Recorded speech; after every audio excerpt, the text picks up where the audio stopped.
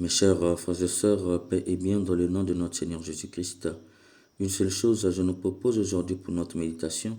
Attention aux sirènes qui s'opposent à Dieu en montrant leur génie. Dans la première lecture, le prophète Daniel explique le sens de la vision du roi Nabuchodonosor. C'est à toi, le roi des rois, que le Dieu du ciel a donné royauté, puissance, force et gloire. C'est à toi qu'il a remis les enfants des hommes, les bêtes des champs et les oiseaux du ciel, quelle que soit leur demeure. C'est toi qui l'as rendu maître de toutes choses. La tête d'or, c'est toi. Après toi s'élèvera un autre royaume inférieur au tien. Ensuite, un troisième royaume, un royaume de bronze qui dominera la terre entière. Il y aura encore un quatrième royaume, dur comme de fer. De même que le fer brise et écrase tout, de même il pulvérisera et brisera tous les royaumes. Tu as vu le pied qui était en partie d'argile et en partie de fer. En effet, ce royaume sera divisé. Il y aura en lui la force du fer, comme tu as vu du fer mêlé à l'argile. Ces pieds en partie de fer et en partie d'argile signifient que le royaume sera en partie fort et en partie faible. Tu as vu le fer associé à l'argile, parce que les royaumes s'uniront par des mariages, mais ils ne tiendront pas ensemble, de même que le fer n'adhère pas à l'argile. Or, au temps de ces rois, le Dieu du ciel suscitera un royaume qui ne sera jamais détruit, et dont la royauté ne passera pas à un autre peuple. Ce dernier royaume pulvérisera et anéantira tous les autres, mais lui-même subsistera à jamais. Par cette vérité, le prophète Daniel nous révèle une vérité fondamentale. Vanité des vanités sera toute œuvre humaine. Le roi Nabuchodonosor se croyait très fort. Il pensait éternel son royaume, mais Dieu lui a révélé que son royaume, tout comme les autres, seront détruits, quand viendra s'imposer le royaume éternel. Oui, tout empire périra. C'est un mensonge quand l'homme croit avoir tout maîtrisé, contrôlé et permis. Il oublie que le monde a un propriétaire qui conduit son histoire. Le monde sorti du chaos est devenu ce qu'il est aujourd'hui. Ce n'est pas un hasard. Le monde est en marche vers sa destination, qui est Dieu.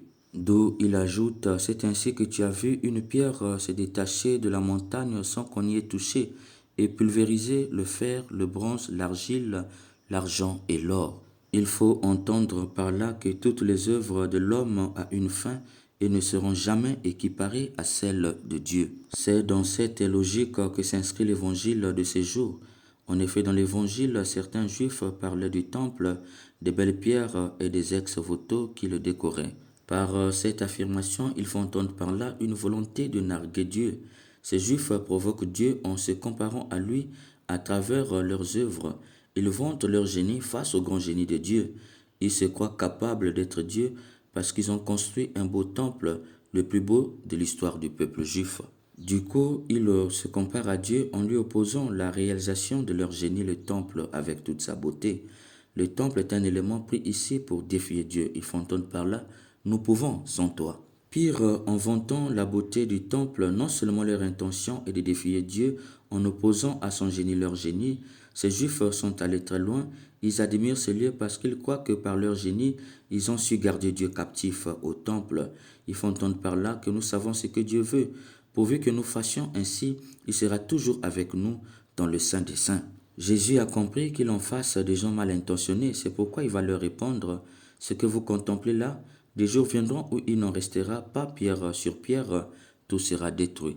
Certes, Jésus annonce d'une manière ou d'une autre la destruction du temple le 8 septembre 70 après Jésus-Christ, mais plus il apprend à ses prétentieux que Dieu reste Dieu.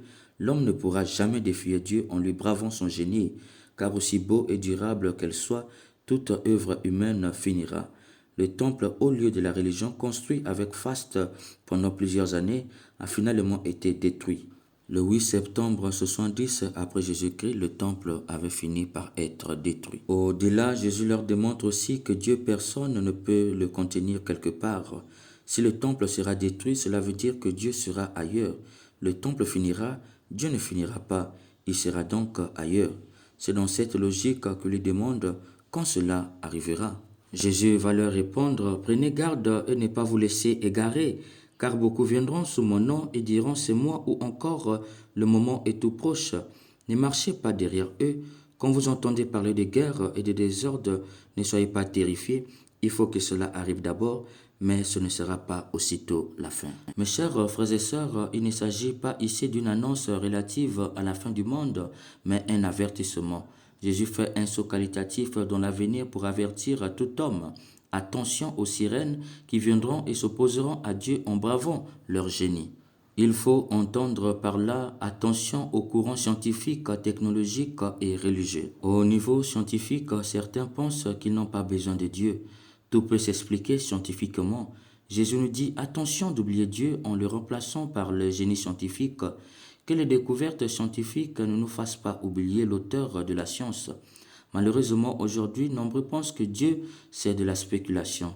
Cependant, lorsqu'ils sont arrivés à la Lune et qu'ils ont vu les pas de silhouettes, jusqu'aujourd'hui, la science n'a pas encore trouvé de théorie pour expliquer cela. C'est pourquoi Jésus nous avertit, ne marchez pas derrière eux.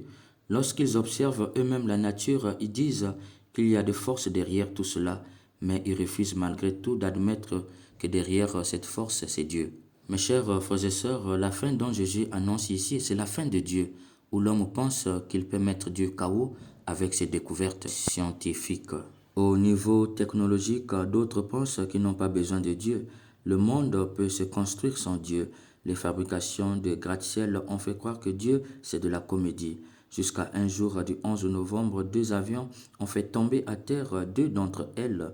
L'homme de la technologie croyait que c'était des tours éternelles, n'a pas encore expliqué pourquoi ces 2 tours sont tombées. Aucune technologie ne peut fabriquer quelque chose qui dépasse la technique qui fait que la mer n'engloutit pas toute la terre.